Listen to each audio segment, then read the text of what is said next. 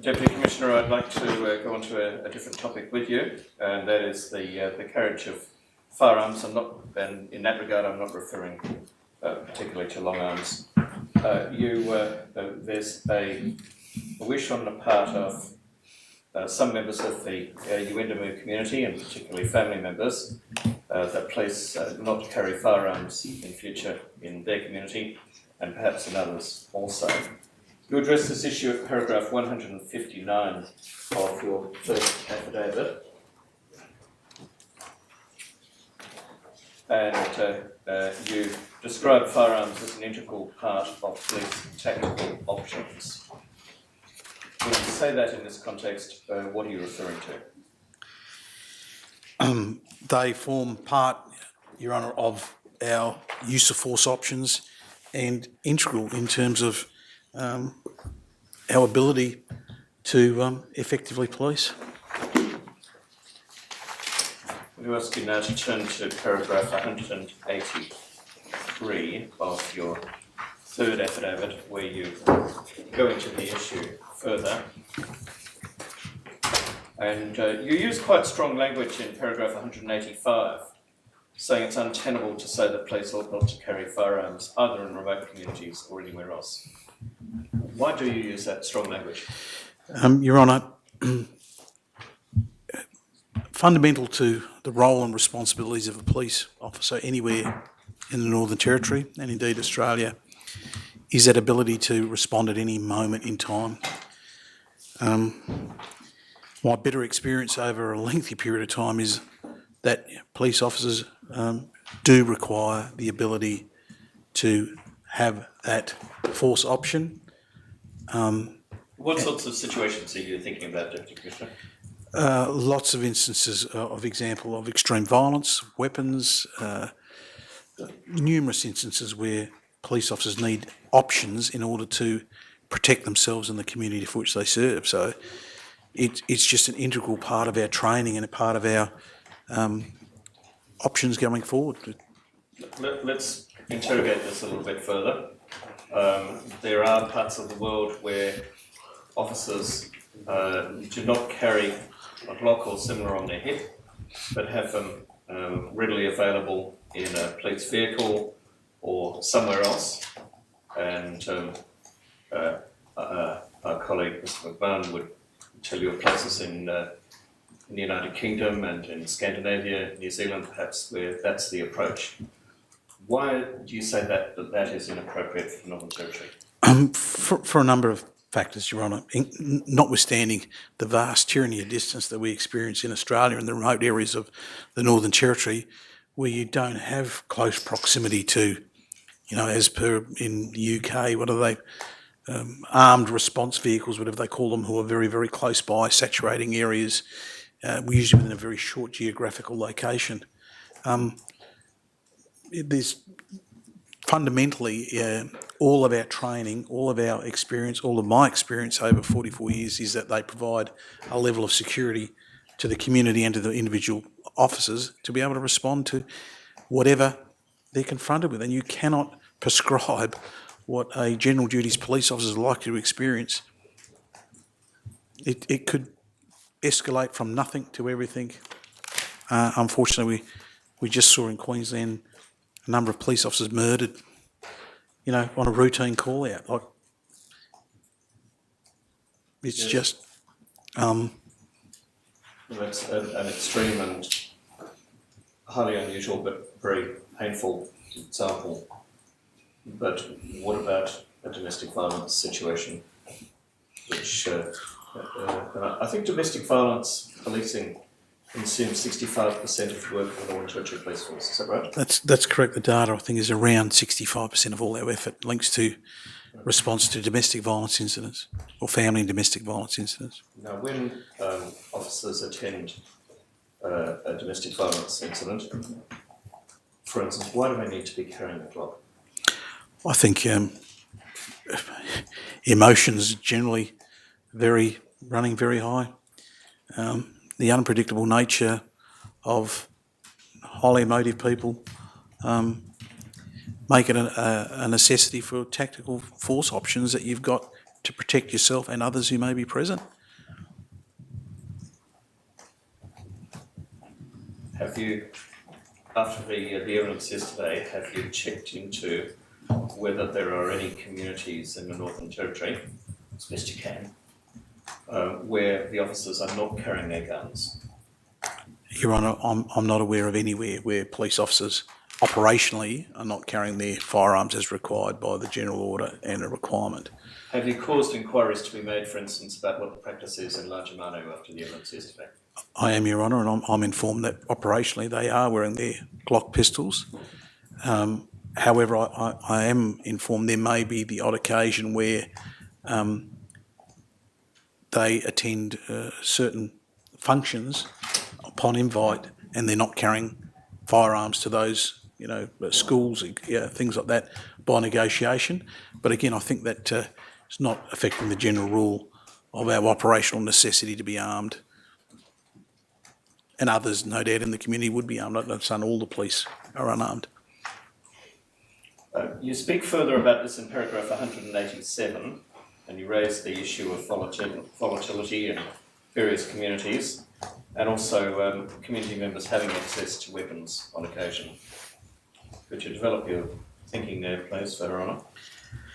I think Your Honour's heard evidence already from officers who've served, in particular at Yuendamu, and they've had the necessity to have access to their firearms for self-protection. As I said, Your Honour, it's just fundamental to our operational philosophy and tactics as police, and that's not unique to the Northern Territory.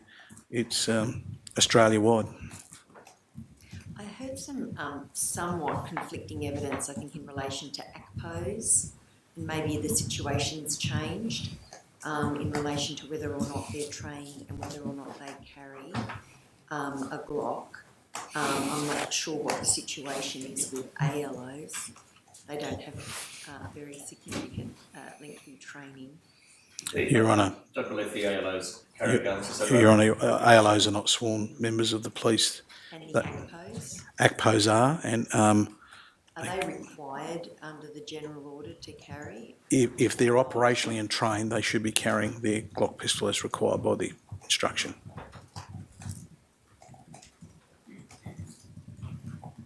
The question has been raised with a number of witnesses whether they have ever drawn their guns or fired them, and a number of persons who have testified before Your Honour have said no to both of those questions. Does that affect your attitude toward whether they nonetheless ought to be armed in almost all circumstances? No, Your Honour. Why is that? Again, my bitter experience is when you need it then there immediately. It's not something that allows you the opportunity to either retreat to a vehicle or some other place to obtain your weapon for either self-defence or protection of others. You make 2 points in the paragraphs 189 and following. The first is that there is high regulation by legislation and a policy of the use of firearms. Is that right? Yes. We won't go further into that. But you then speak about the different kinds of weapons, and you distinguish between Glocks and patrol rifles and other forms of long arms. Yes. You say that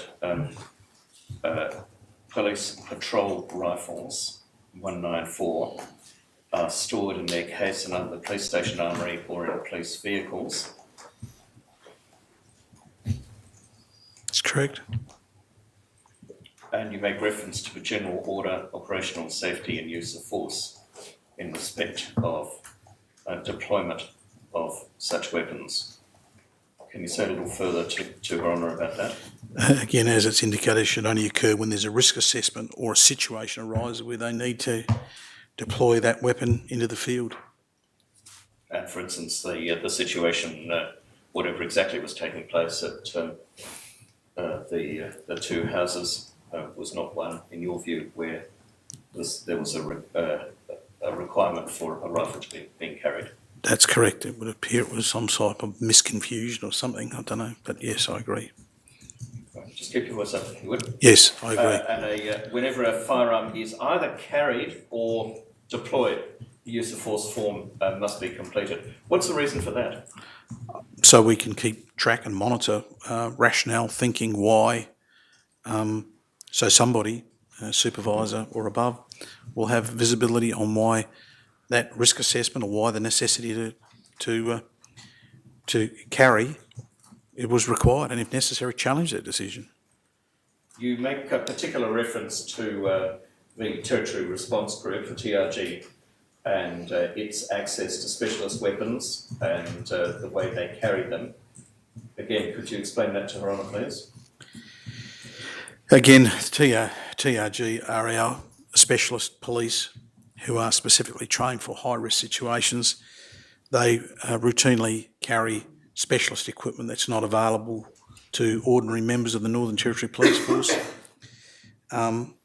However, when they do deploy, they regularly and routinely carry non-lethal options as a mechanism. So we transition through the whole use of force continuum before we resort to lethal force.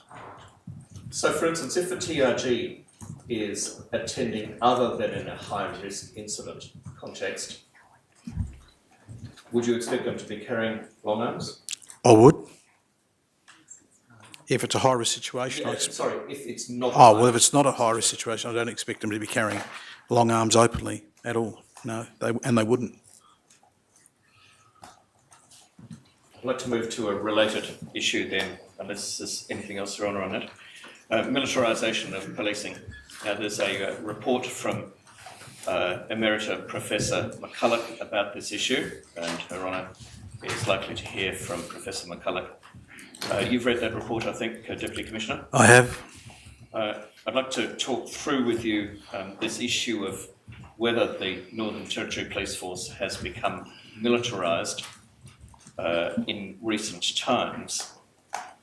You engage with this issue at paragraph 198 and following, and acknowledge that some people do perceive that there has been this phenomenon of militarisation of police forces. Yes. You've said in your first affidavit that you don't find this to be a very helpful analysis. Why is this? Well, I fundamentally don't believe that we have militarised as a police force. Well, why not? You've got here. We've got dark blue uniforms. You carry guns. You're entitled to use lethal force in certain situations. Your first line of response in a terrorist or active armed offender situation.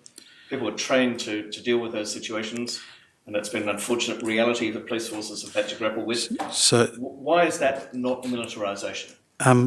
Your Honour, a good question, Dr. Eccleston. Your Honour, the uniform change, for example, is it's a traditional dark blue. It's not a black. It's a dark blue uniform, commensurate with lots of other police forces within Australia. It's not a uniform that I see with military, generally revolving around camouflage gear and other equipment. I think historically there was some tactical groups seen wearing dark clothing, but they were particular tactical clothing, not the type of uniform that I think we wear. So, if the TRG wears tactical clothing here, what is it? Well, they would wear camouflage gear or a different uniform than what we would see here. That I've got on today. Days gone by with the IRT. Yeah, they had the option of either, depending on what their deployment was. Yes. Now let's go to the weapon issue, which you canvass at paragraph 200 and following. What do you say about whether the fact that some police on occasion carry long arms in terms of whether they're like the army or becoming militarised? The weapons themselves are semi-automatic, not full automatic. Right. They are designed for their practicality for cross-use, rather than historically where police would have shotguns, They would have 22 caliber rifles, 3.308 caliber rifles, and a series of different weapons, depending what they needed for either shooting livestock, injuring animals. As the roles and responsibility of police forces have evolved, the current weapons were chosen because they crossed the bridge and the need for one weapon as opposed to a multitude of weapons in your armoury at a police station. They weren't procured because they were designed for military use, in my mind. You make the point in 202 that police have a variety of non-lethal options available to them: tasers, beanbag shotguns, dogs, and so on. Correct. Batons, pepper spray. Pepper spray, yes. Other, and we're trained in verbal communications, other things around, predominantly encourage compliance rather than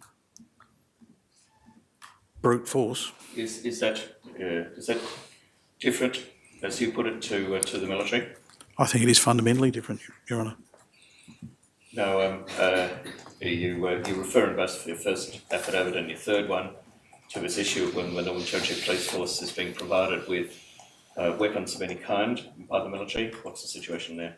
No, we don't receive weapons from the military. We have a liaison role with the Australian Defence Force, well established. We have a big... What does that mean? Traditionally, the liaison role, Your Honour, is centred around emergency management and assistance in times of civil emergency, cyclones, and other weather inclement events. I think we've seen, Your Honour, even during COVID, where we had to call upon assistance from the Defence Force to help the Northern Territory because of our geographical size and the small size of the police force. But it was generally, the liaison role is generally around support for non-military activity. They're not designed to go into the field and effect arrests or carry weapons or tanks or, significantly different, the roles and responsibilities. And drawing upon the Lynch Cafe inquest, for instance, the military was not called in, but there is an option if the forces of a particular jurisdiction become exhausted for supplementation from the military. Is that right? That's correct, Your Honour. We have, I'm a member of the ANZ Counter-Terrorism Committee. We have protocols right across Australia and Australasia for deployment to clearly terrorist-related and high-risk incidents where we may need specialist equipment, specialist weapons. So we have to have a degree of operability with the Australian Defence Force in those very, very rare events, but they can only be triggered by approval, I think, of the Prime Minister of Australia, from memory, and when we have exhausted our capability within Australia. So it's a very, very rare event. It's practiced more at exercise level than reality, Your Honour. But I did see in Queensland, tragically, where at that horrific murder of those police officers, where they had a armoured vehicle, police vehicle, riddled with bullets. So we do have specialist equipment, but they're not the same as military tanks or... in fact, they're titled rescue vehicles. It's written all over them. You make reference to these different roles in the context of discussing militarisation in your paragraph 205.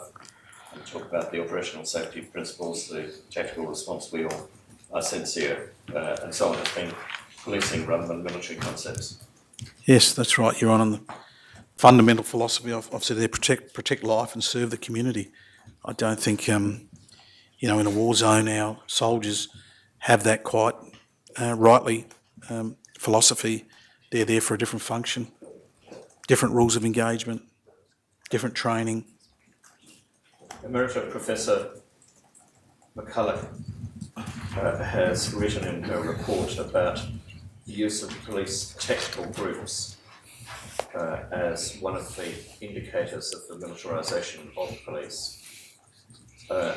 Focusing upon the TRG in the Northern Territory, what do you say in terms of whether the TRG is a paramilitary component of the force?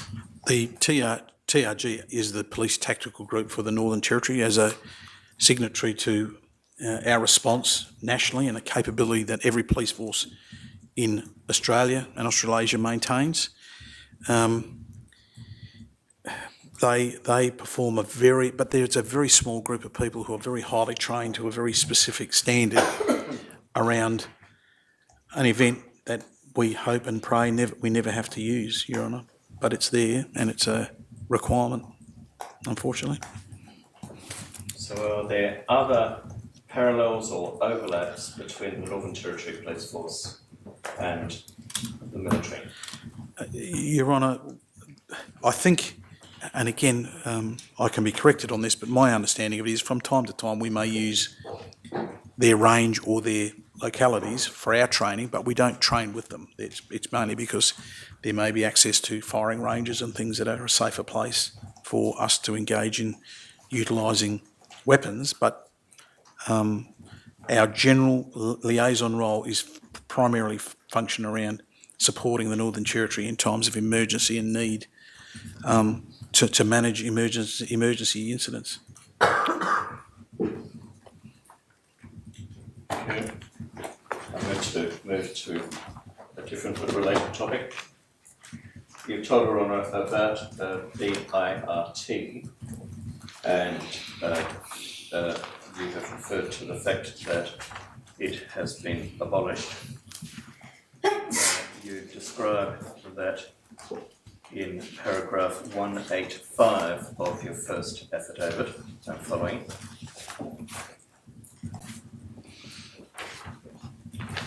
You've told Her Honour already about the role of the IRT. It was suspended, you say, in paragraph 185 on 27 November 2019, in other words, shortly after the tragic events in November, and then it ceased to exist on 31 May of last year. Is that a suspension or is it an abolition? It's gone. Is it coming back in another name and another? No. There's no intent by the Northern Territory Police Force to replace the IRT with some other functioning body. I want to ask you some questions about that, because the IRT was there for a particular reason, for the southern part of the territory from Tennant Creek downwards. That's it. Thank you, Ron. I'm getting there. And there you've described the tyranny of distance in the territory. The TRG can easily reach, or relatively easily reach, places north of Tennant Creek. Where does that leave Tennant Creek and south? How is that being looked after for matters which the TRG would need to attend to when they need to fly all the way from Darwin? So also the operating model, Your Honour, is the TRG and our operating model around securing of police aircraft to deploy, the ability to deploy specialists on the ground anywhere they're required within 4 hours is the mantra that we're trying to work towards, Your Honour, and I think it's highly achievable. We are 4 hours can be a long time if there is a, for instance, a very serious riot somewhere in the Southern Division. Your Honour, training of our current frontline police officers captures a whole raft of activity around farm, active arm offender training, and we're comfortable that our officers are sufficiently trained to enable them to be able to cordon contain and maintain until such time as we can get specialists on the ground to assist.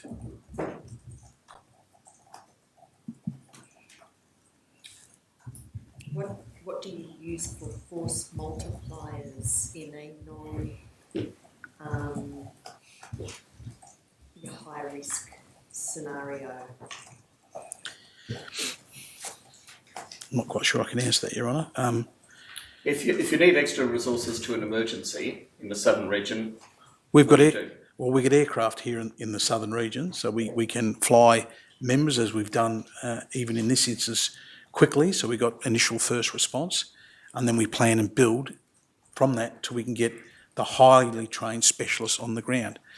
In this case, you were needing additional numbers to assist with general policing, including the arrest of a higher risk offender. how do you, and the IRT were used for that role because they were a group of people who were identified as likely to be available to fill that role reasonably quickly.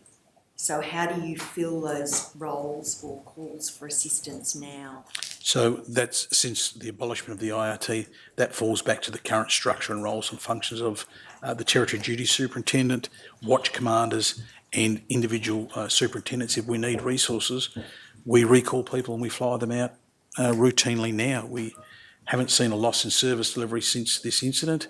We still have the capability and capacity to get people on the ground in remote parts of the Northern Territory as quick as humanly possible, having regard to all the uncertainties of the world, Your Honour, but we haven't seen a loss in service delivery since the abolishment of the IRT, and I think we have a response model that's capable and agile and capable of delivering the need we require. Can I explore that a bit more with you? If there were someone with the same kind of profile as Kumanjayi Walker in Yuendamu again, or Coronial, or anywhere else that's remote, where the resources of the town in terms of policing are depleted, and there's a need to take the person into custody, do you have the resources to draw upon personnel from elsewhere to get them to undertake the task? So Ryan, this is a really important question, and it's fundamentally part of our future focus for the Northern Territory Police Force. Fundamentally, the demands on our service, quite bluntly, regularly exceed our capability as we currently structured at the moment. So we do at times struggle to respond everywhere, and we are looking towards capability to have more members at remote locations. One, more people available for surge type capability, as we've seen in the deployment to Alice Springs in result of Operation Drena for the surge in reported crime here. The Northern Territory Police Force is looking very closely to find solutions with government to get more capability. Straightforwardly, are you asking government to provide more resources so that you can undertake the work that you need to do? Yes, we are, Your Honour. Fulfill your Section 5 functions. Yes, we are, Your Honour. And does that incorporate a range of areas, response to domestic violence being one? Correct, Your Honour. More persons to staff remote stations? Yes, Your Honour. There's been an increase in our remote footprint, but again, we are actively seeking government and federal government support to a bigger plan to ensure we have adequate numbers at our remote and regional footprint so we can effectively police the needs of the Northern Territory. More personnel for the professional standards area? Yes, Your Honour. In broad terms, so that the force can do what it needs to do to fulfil those Section 5 functions? Yes. Without lobbying anyone or being industrial about it, what do you need? Your Honour, we are actively pursuing through government additional police resources. We've, as a snapshot of an increase in demand in the last 10 years, there's been a 30% increase in all reported crime across the Northern Territory. In the last 10 years, there's a 126% increase in family and domestic violence in the Northern Territory. We've seen a 52% increase in unlawful entries across the Northern Territory.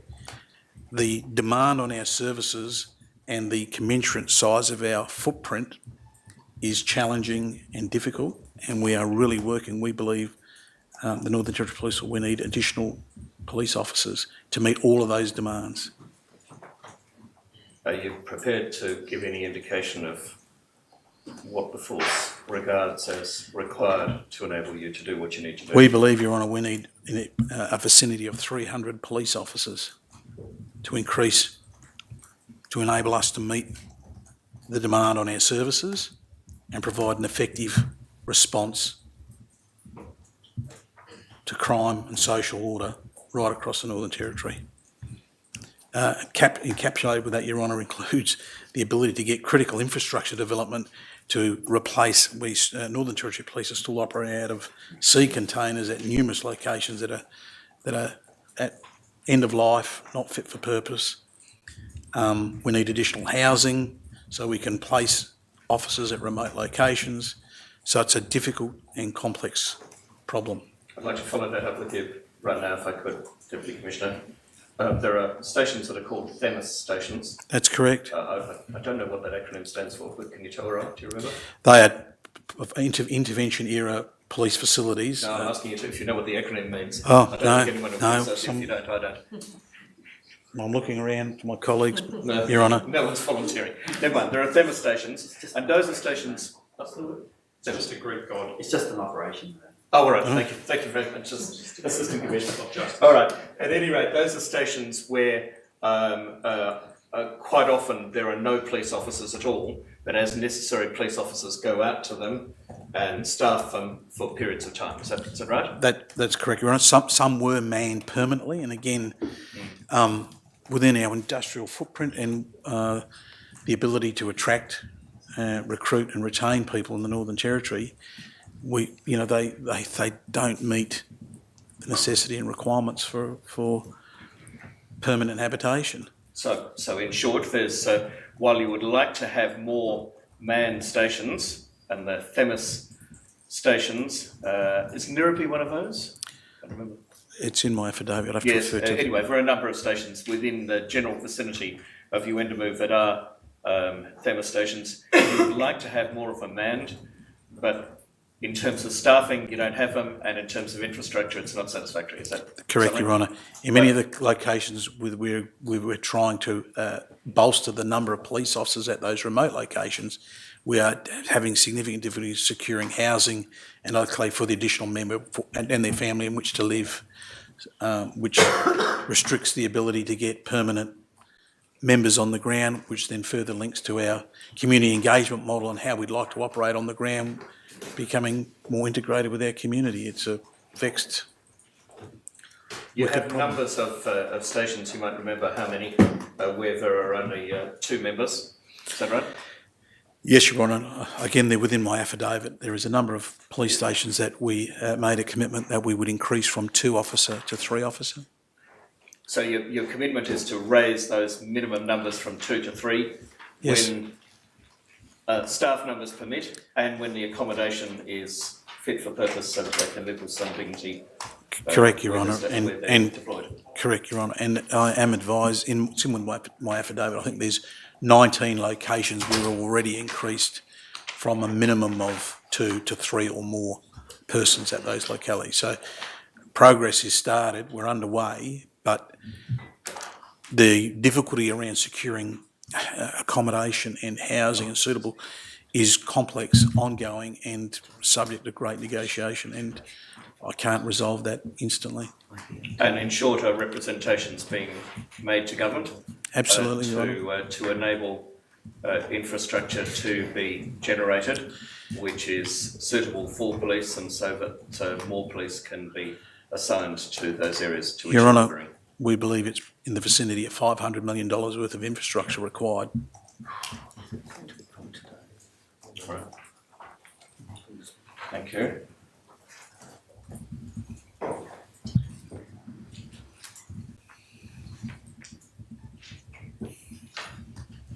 That would secure new police stations, Your Honour, housing, accommodation. Now, I was asking you questions about the capacity of the TRG to deal with some matters which the IRT would previously have attended to in the southern region. Yes. How is the TRG functioning since the suspension of the IRT, which was back in November of 2019? Have they had problems in meeting the needs? Your Honour, I'm not aware of any deficiency in our TRG. We've changed some of the recruiting practices there in order to recruit a number of vacancies. it's been widely reported in the media, not just for the TRG, but the Northern Territory Police Force, has an attrition rate where we have our members who are pursued and actively sought out by other law enforcement agencies predominantly. And it's an ongoing issue for the Northern Territory Police Force to ensure that our recruitment remains above our attrition rate. And we've been successful at that. An issue that has been raised already is the potential for local communities, particularly remote ones, to play a role in screening police officers who might otherwise be assigned to them on the basis of issues which trouble them about a member or a category of member. What is your attitude toward that kind of involvement from a local community? Your Honour, I admire the intent. The practicalities of delivering that is complex and difficult, and at the moment it's not achievable. What is highlighted within my affidavit, though, are the variety of things that we can do to work more collaboratively with the community itself around those that are deployed to remote locations to become better integrated with the community.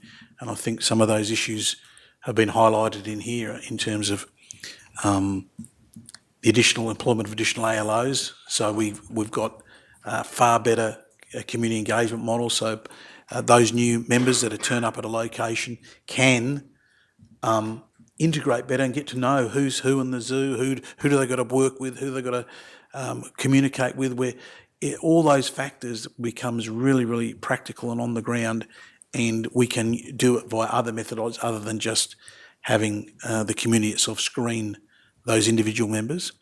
Further to that, we would encourage any community member who has an issue around the conduct or otherwise of a Northern Territory police officer to take some action. They can either raise that with the individual officer themselves if they want. They could refer that to the remote sergeant. They could refer it to ICAC. They could refer it to NARJA. There's a number of bodies that regularly provide information to us about conduct of police. But at the moment, within the industrial framework that we operate, it would be impracticable.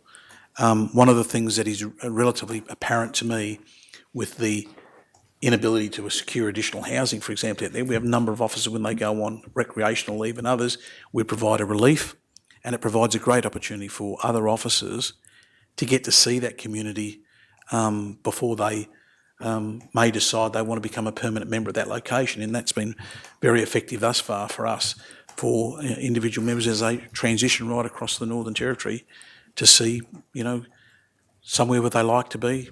And it's often a great method of recruiting police officers to those locations. Deputy Commissioner, could I take you to paragraph 180 of your third affidavit, please?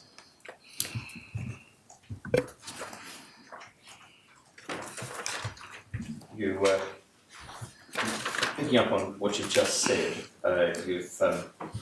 you identify in that paragraph 5 different ways in which police can be familiarised with their temporary or longer term environment. Can you say a little more to Her Honour about these options in terms of introducing a member and enabling the community to learn more about the individual and to have input after that if necessary? Your Honour, that paragraph articulates my views on what we can do. But again, as you work through those issues I've identified them there, we do work with members of the community. I think it's the foremost function of every officer that's posted to a remote location, where you get to know your community when you're out there. Often, police attending the community prior to their commencing their service here, I've talked about how reliefs often provide that first catalyst for junior or more junior members, or even senior members for that matter, who've had exposure to that community and they decide, well, I want to go there. That's a place where I want to further my career. We've heard evidence from Derek Williams and others around the role they played in building the bridge between the local police and the community itself. So again, local police officers getting to know the roles and function of ACPOs and ALOs is really fantastic. At 4, there's a program. It's yet to be rolled out, Your Honour, but we're optimistic that this will be very not far away. Adopt a cop, and we really think that'll be a significant ability for a community. Now, you're going to need to explain that, Deputy Commissioner. Sorry, the community can then adopt, by introduction to various community members, you adopt that person as a key person that you can then communicate with, show them around the community. It's going to take a strengthening of our community engagement model with the community itself, but I think there's great opportunity that with the goodwill we've heard already on the evidence we heard, Larger Manu yesterday, you know, of the relationships they build on the ground, and it's an opportunity for the community to embrace their local police. And we would support that. That's a great initiative. At paragraph 47, to which you make reference in that 180 number 4, you say that the Adopt a Cop program will sit under the mutual respect agreement framework as an induction process. Yes. Now, these mutual respect agreements are in early stages. A few of them have been formalised so far, and I think there's an attempt to negotiate others with local communities utilising the elders or groups such as Parumpuru. Is that right? That's correct. Could you tell Her Honour a little bit more about these mutual respect agreements and their potential? So, Your Honour, I'll touch more upon their potential than their effectiveness as it exists today. But it is an opportunity for individual members to reach agreement with the community about things that are important to the community. And that will then shape the response by police and a whole raft of factors that by negotiation, by mutual respect agreement, we can affect meaningful change in how we operate within that community.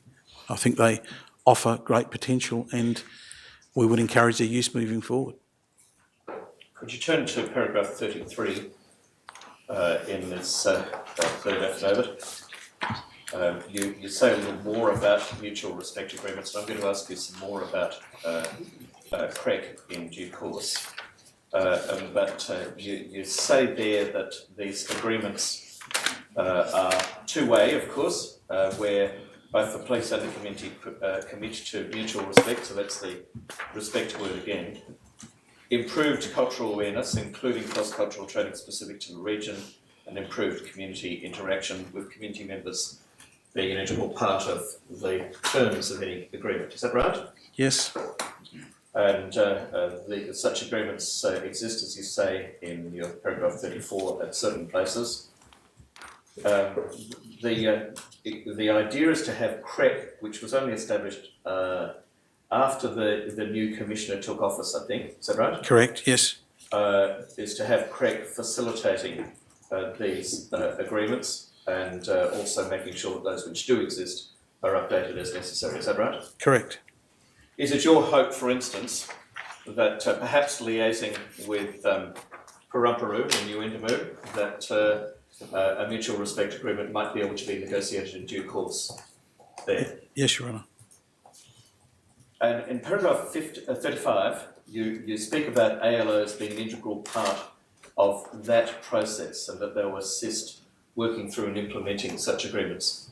Could you say some more to Her Honour about how you envisage the ALOs having a role in that? Your Honour, the ALO model and the concept of our operations with ALOs is fundamental really to the community engagement model that we're trying to develop for remote and regional footprint and right across the Northern Territory. They are recruited based upon their respect by the local elders who nominate them and support them into that process. They become somebody of value to the community that they bring, hopefully to us as the police, so we can engage with them in a really fundamental way, and they can then help drive those mutual respect agreements by better understanding community needs, as opposed to a 22-year-old policeman from 6 months' experience from Melbourne, for example. You know, they give that interaction to enable the community to have a greater voice with the police. Paragraph 307 of your first affidavit, I'm sorry to do this to you, Ryan, but we're trying to give you a comprehensive view of what's being done and what is being done. You make reference to the Northern Territory Government's local decision-making principles and the role of CREC And also I think mutual respect agreements are part of that local decision-making set of principles. Is that right? Yes. So this is a broader issue than policing, but mutual respect agreements are an aspect of the implementation of those principles. Correct. Do you, if those agreements can become more widespread in terms of the local community identifying what it does want and what it does not want, is that going to be a constructive bridge to fashioning the tone and nature of policing, especially in remote communities? I think it can, Your Honour. I think it can be that foundation stone of which we build going forward. There is always going to be complexities around delivering a policing service in a highly legislated operating environment, the use of discretion and cultural sensitivities, but the foundation stone would be the abilities of the ALOs and our ACPOs and better understanding to help shape our operational activity and policing model. And, you know, I'm a fervent believer, Your Honour, that what works at Yuendamu may not work at Whareya. We have to have local plans that suit the local community and the local community needs. I'd like to move to a related issue, and Your Honour, please guide me when you'd like a respite for the day, otherwise I'll just keep going. I think we'll, if everyone can manage, I think we'll sit till 4:30. Thank you. Let's move to there is an end in sight I'd like to communicate to you, Your Honour. Might not quite make it today, but it'll be early tomorrow. I'd like to raise with you the fraught issue of policing in the context of a range of social challenges, including alcohol consumption in the Northern Territory. How does the document Stronger Futures link into that issue, first of all? Your Honour, I think probably far more detailed knowledge of it than I possess, Your Honour, but it relates to the legislative framework that followed the intervention in earlier, prior to my arrival in the Northern Territory, and it legislated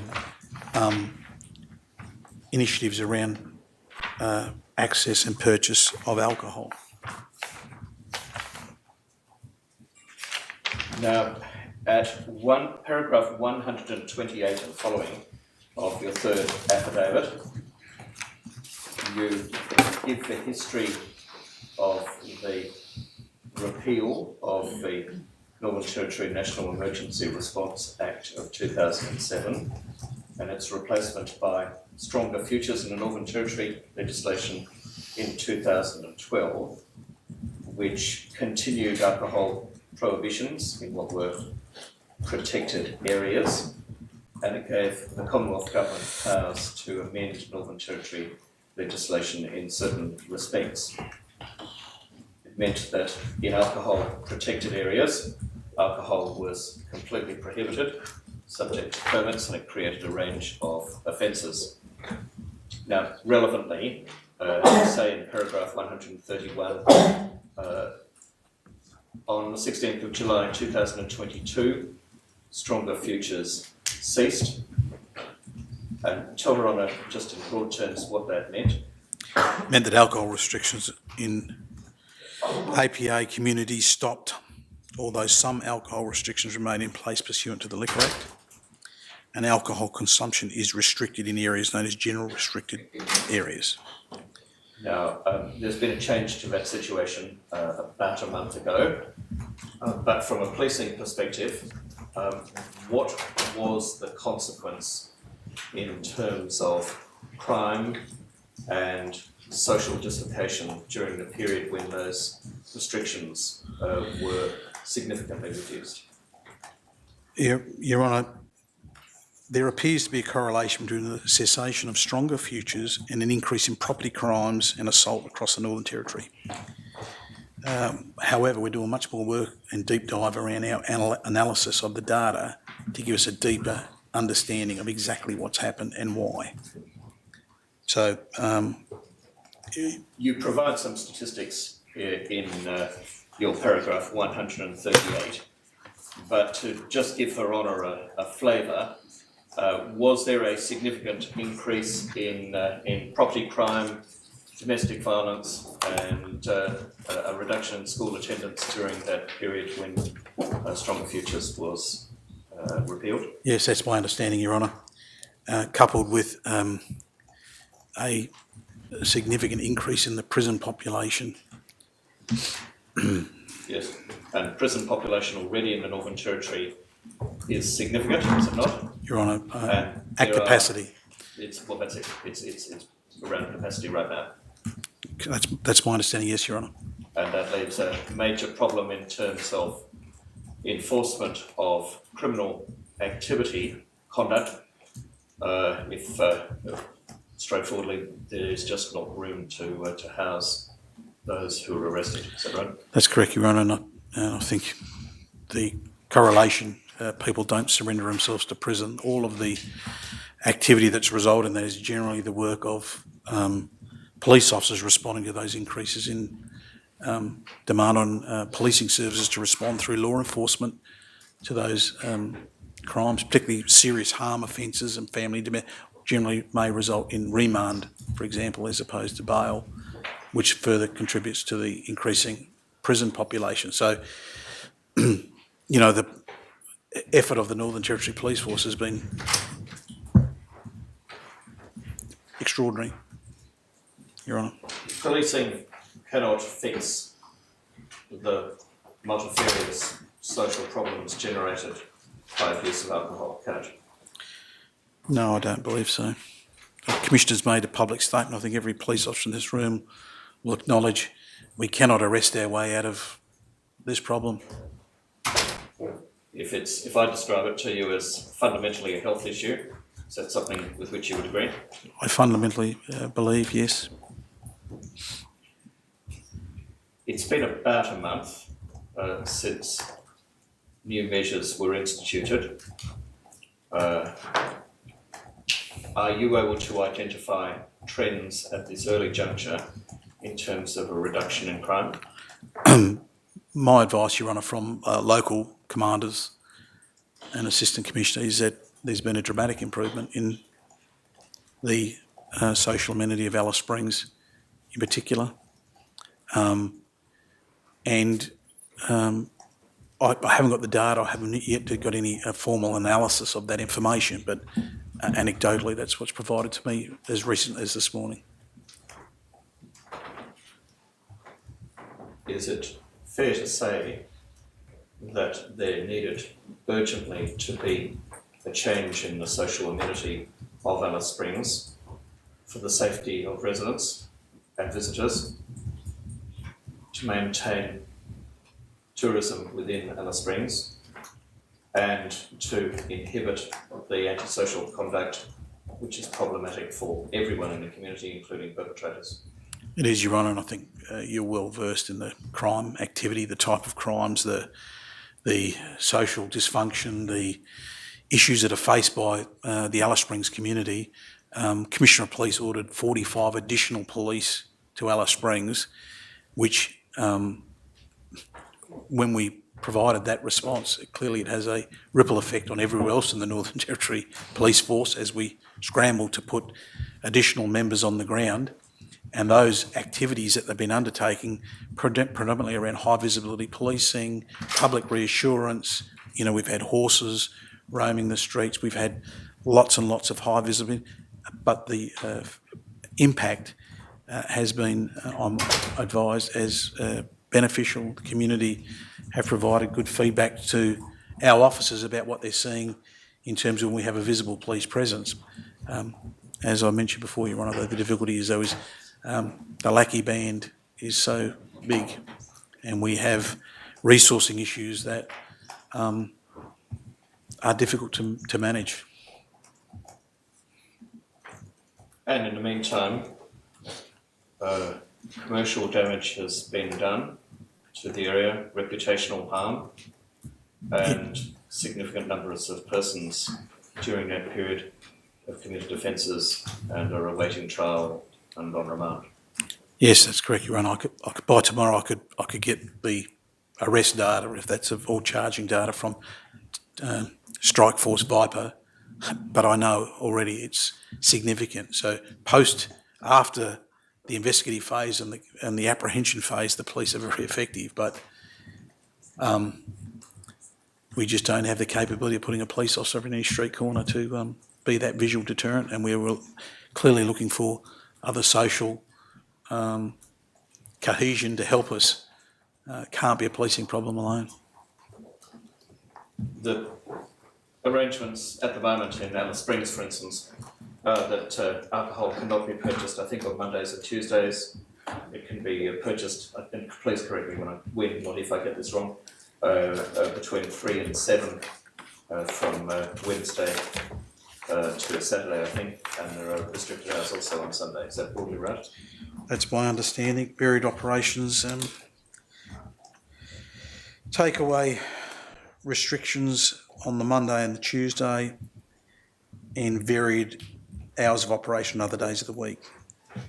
And you have auxiliaries still present at outlets which dispense alcohol? That's correct. Police, auxiliary liquor inspectors, PALIs, yes. Yes.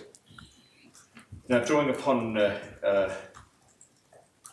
your experience and your perspective as a Deputy Commissioner, do you have other recommendations or insights which you would like to share with Coronial about what might be done to improve the situation in the southern region? Alice Springs, yes, but places like Uendamu as well. As a general principle, Your Honour, clearly the Northern Territory Police Force will support anything that helps reduce the level of alcohol-related harm in the Northern Territory. I think there are some opportunities, Your Honour, around technological solutions as they link to the banned drinking register and the ability to perhaps regulate to some extent volume sales.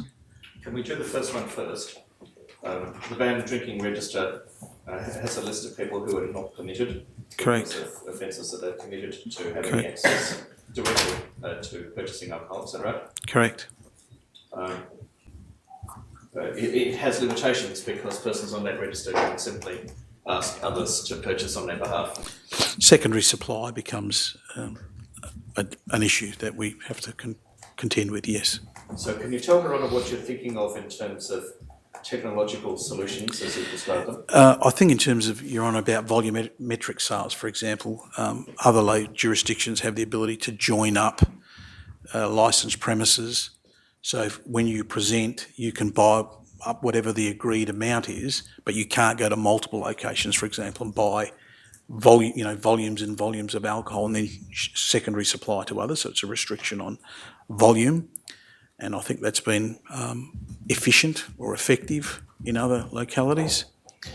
I think there are some biometric stuff that can be perhaps looked at in terms of individuals. So if it's you or me, you can't then, and you get, or you leave a licensed premises for whatever reason for antisocial behaviour, you just can't walk down to another hotel and just gain access. They all interconnected, so they know. I think that's widely used in a number of nightclub areas right across Australia now, so you can't get turfed out of one pub and then walk down the road and get to another one when you're drunk and full of bad manners. So they are there's, I think, a number of solutions with greater exploration around technology that may assist. And is it fair to say that there are, given that you've categorised this as essentially a health problem, there are health initiatives and educational initiatives which are also worth pursuing in the broader context to try to reduce consumption of alcohol as a socially acceptable phenomenon?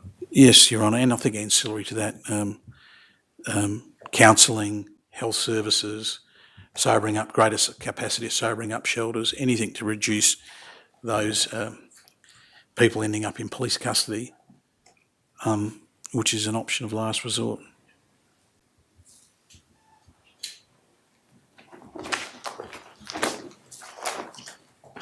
I indicated to Her Honour that I was going to raise the subject of PrEP with you. Could you turn, please, in order to facilitate that, to paragraph 305 of your first affidavit. Now, CREC stands for Community Resilience and Engagement Command, That's correct.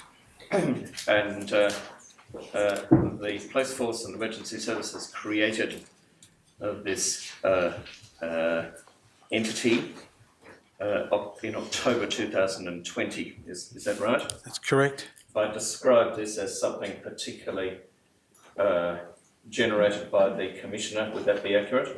Very much so, yes. All right.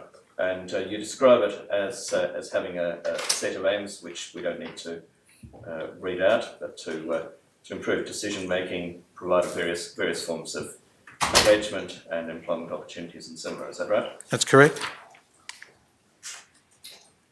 Now, can you tell Her Honour some more about the work of CREC, please? And who does it, what it's doing, and what, if anything, it's achieved so far? CREC, Your Honour, from my perspective, certainly it has been fundamental in shifting our thinking. It's been fundamental for the Northern Territory Police Force to come up with culturally appropriate solutions, answers. I think it provides a greater engagement opportunity than we previously had, because it was not under a single command, it was a bit fragmented. We have a really strong team in there who are shaping the future direction of the Northern Territory Police Force around a whole raft of things. And whilst it's only relatively new, it's delivered some outstanding results already, and we see 50 ALOs already recruited, in place, located across the Northern Territory, helping us. They are on board with our assisting us with our cultural inclusion programs, educating recruits and police officers of every rank for a more culturally inclusive police force. That said, in paragraph 7 of your third affidavit, you make the point that CREC relies on government funding and has a very modest number of members that you describe in that paragraph 7. Is that right? That's correct. Yeah. It's Your Honour, it's headed up by a non-sworn member. It's headed up by an executive director, Yes. Karen Elliott, widely respected in the Northern Territory Police Force for her work. A business manager, manager Aboriginal Development, 1 senior sergeant, 2 constables, Aboriginal Community Police Officer, ACPO in the Northern Division, they're based in Darwin. They have an acting sergeant, ACPO, 3 senior ALOs and 3 ALOs in the Southern Division. These are based in Alice Springs, and they are regularly out front here during the course of this process, providing support to the community and providing a bridge between whatever community we need and the Northern Territory Police Force. Now, we're going to go into what CREC does straight away, but is that enough members to fulfil the various responsibilities and functions of CREC? It's largely been funded internally. It's an initiative that has been undertaken by the Northern Territory Police Force, regardless of any other support from anywhere. We've just initiated it, and I think we are actively planning to expand it. And there are plans afoot with support from government that we will increase the size of our CREC, and we'll increase the footprint of the number of Aboriginal employees through ALO employment and otherwise across the Northern Territory. Just keep your voice up a bit if you would. Sorry. But, without active financial support from government, is that level of expansion going to be possible? We're actively seeking support, Your Honour, through government and Commonwealth to drive those initiatives forward. Now, you identify in paragraph 8 the recruiting and mentoring of ALOs by CREC. Correct. And you identify in paragraph 9 some additional staffing specifically that is aspired to for it. Is that right? That's correct. They will include additional positions: director, executive assistant, manager, stakeholder relations and partnerships, and a project officer. And we're seeking funding for that. I'm sorry to introduce yet another acronym, but you make a reference in paragraph 15 to community safety action plans.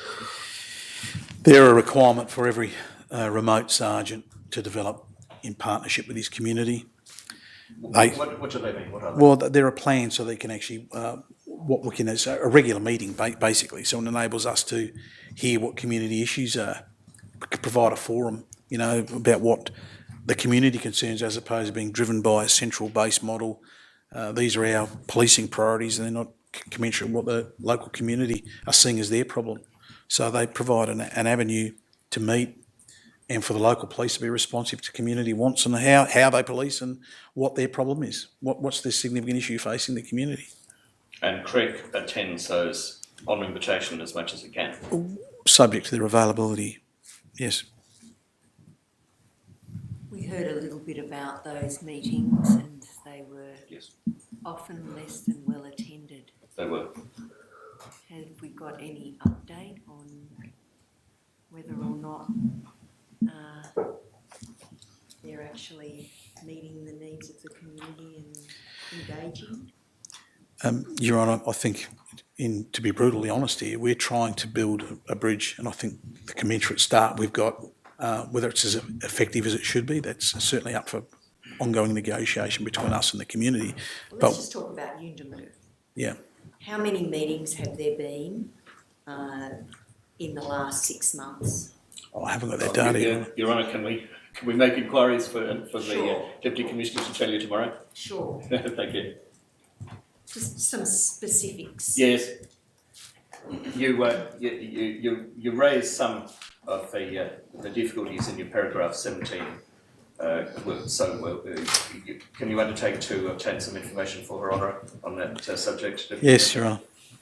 In paragraph 17, you raised some issues in terms of, for instance, the absence of ALOs in various places.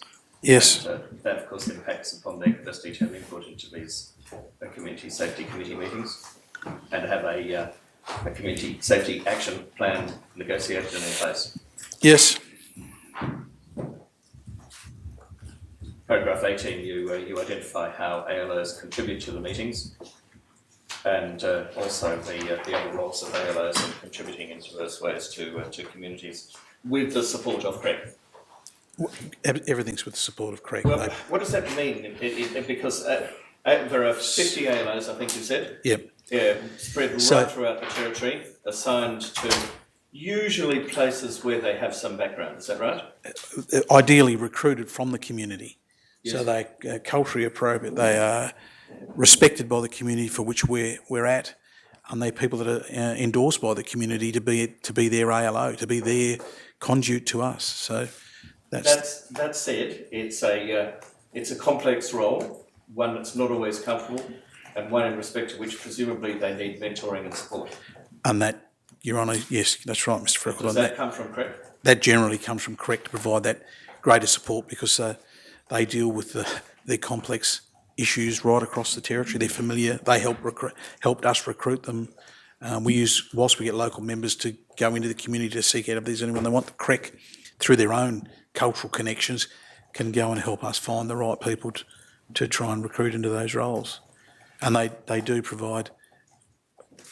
In your paragraph 24, you refer to the role of CREC also in assisting in adding to the skills of ALOs so that they can perform their various functions, for instance, in becoming more accustomed to the use of computers. That's correct. Yes, Your Honour. Training. It's very hard to come straight into a police station and think you're going to settle down nicely. Then it takes some exposure and some development and some endorsement by our members. I even as a sworn police officer, the first time I walked into a police station was a daunting place. So I can imagine how difficult it would be for others. At paragraph 28, you talk also about the role of CREC in implementing a mentoring program for Indigenous employees generally and provision of mentoring for all Indigenous staff, sworn and unsworn, within the force. Is that right? That's correct, Your Honour. Deputy Commissioner, that's quite a substantial role, given the very modest number of persons working within CREC. How effectively are they able to fulfil these aspirations? Well, again, I think what the paragraph talks about is others who agree to assist CREC to provide that mentoring role as well, so it spreads beyond CREC. So we've got other, as it's identified, up to the rank of Assistant Commissioner who provide that mentoring role to others so they can assist them with their future development in a career with the police, but just their future development as human being. What can we do to assist? You talk at paragraph 38 about the creation of an agency-wide cultural responsiveness framework, establishment of cultural protocols and culturally appropriate induction programs for new staff. Now, what are the changes that have been initiated in initial training and cultural sensitisation for police utilising CREC over the last 2 years? I think, and again, it's well articulated in that affidavit, Your Honour, but again, obviously around training, I mentioned it even as early as this week, we've had CREC come down and assist us with a cultural induction program for the latest new recruits or constables that graduated to Alice Springs. They went through a smoking ceremony, a whole raft of day-to-day induction by local respected Aboriginal community members in Alice Springs. For example, I heard even as this week, one of the brand new recruits say, you know, he learnt a huge amount that beyond that from a sterile office environment when you get lectured and reading paperwork. So they provide a whole raft of activity. Again, I can read it out verbatim, Your Honour. No, we won't have you do that. Paragraph 49, you refer to the cultural awareness program that goes for 3 days and has been the subject of evidence by Sergeant Allen, who's now part of CREC, I think. Is that right? He's the new senior sergeant there, Your Honour. Yes. Now, how is that cultural awareness program different from what existed prior to CREC? I think it just provides greater in-depth knowledge from the evidence that was provided before. Certainly those who received it didn't seem to have a very detailed, valued opinion of it. I think the new program is far more in-depth and much more appropriate and responsive to the needs of the Northern Territory Police Force. Big advance, for instance, on a basketball game and a barbecue. I think so. Yeah, I think so, Your Honour. Again, seriously, the contrast between those efforts that were made in earlier days to introduce persons who might not even be from the Northern Territory to Indigenous culture, from then to what's taking place now. Correct, Your Honour. You know, as recently as last week, we had senior police from across Australia here who were out looking at our ALO program with Green with Envy from right across Australia, from WA, South Australia, New South Wales and Queensland, all of which face similar issues that the Northern Territory does around crime patterns, extreme levels of social dysfunction, juvenile crime, and they were very happy to come and have a look at our efforts to make a significant difference. And it's not tokenistic. I think when I look from when I arrived to what I see today, it's markedly different. And hopefully the benefits of that are immediate, but I think they're ongoing, Your Honour. You refer in paragraph 53, the third affidavit, to the work of CREC with the college. Yep. Can you just say a little bit more about that? Again, that will assist us with the new sergeant development course that we're doing. There'll be a strong component there around the role of CREC, how to engage, how we can better be culturally appropriate, right down particularly the recruitment of future ALOs, what role they play. There's a whole raft of things that will come out of that training for the rank of sergeant. They're the first step, and many of them will be in those supervisory roles where they'll be required to recruit people, you know, and we're looking for that interface. Now, one of the other forms of input that is proposed for CREC in conjunction with officers in charge of local police stations is the generation of induction manuals. Is that right? That's correct. Now, you refer to these at paragraph 139 and following of your third affidavit. And an example, a template, if you like, is the manual that is provided as MS06 to your affidavit. Correct. Does Your Honour have that? I believe that I do. Yes. Now that's it's a first attempt, and generously those who are representing Paramparoo provided feedback to the police. They don't have responsibility for the content of it at all, but what they said was of assistance in terms of guiding some of the content that is in that manual. Is it fair to say that the police force is open to doing more and better in terms of these manuals, but this is a bona fide attempt to make a start? And it is the template at the moment for us to look at what ways we can improve the previous and existing ones that were identified by us as lacking in sufficient detail and content, Yes. cultural sensitivity and awareness. So, they are an attempt by us, the Northern Territory Police Force, to do better. Now this manual, looking at exhibit number 16, provides a bit of a description for a new person coming to work at Yuendamu Police Station of where it is, what else is around. Provides some history, is that right, on page 4? You're going to need That's to correct. for this purpose, if you don't mind, Deputy Commissioner. So number 6 of the exhibits to your affidavit, number 3.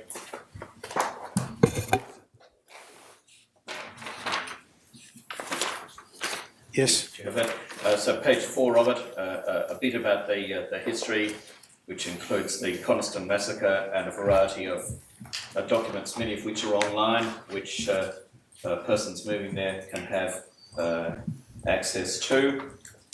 Some histories, again, online, and a description of the building program, specific attention to Coniston Massacre, other issues about which Your Honour has heard in around the time of 2010.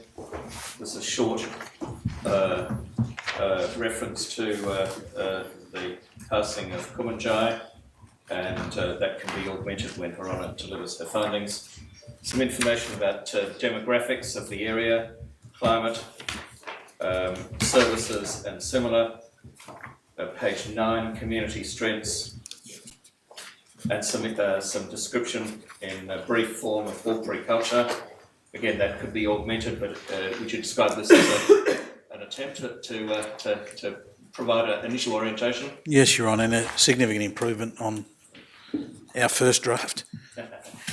Some description of the Which language. goes to how much learning is required, isn't it? That's it, Your Honour. It's an initial induction document, so that people who walk in there barely knowing where Yuendamu is or anything about it, what's distinctive about it, can get a bit of an idea, and if they want to, can do quite a bit of reading to acculturate themselves. So is that as you say, a template upon which more things can be built with the assistance of Greg in due course? And yes, and he's ongoing as we speak, Spin. Right. Section D, which is not included, refers to the Yuendamu Community Safety Action Plan. That's what we're going to be doing some homework to assist Your Honour about tomorrow, I think. Yes, you might even have some assistance now. Oh, I do. Thank you. Excuse me.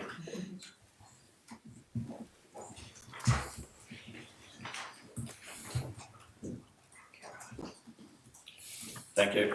We'll assist Your Honour tomorrow. Okay. Thank you. That might be a convenient time to stop for the day. Sure. Just before we break for the day, there are the issues that were raised yesterday morning because of the workload in relation to the witnesses and evidence that we're engaging with. What I'm proposing to do is, if there are any further submissions, I'll receive those in writing. A timetable for submissions will be circulated by council assisting, and if there is any request or need for any oral submissions after receipt of the written submissions, some time will be set aside for that once we identify what issues left to be resolved. So you will receive something from council assisting, setting out some guidelines about when submissions would need to be received. But otherwise, we'll adjourn till 9:30 tomorrow. All set,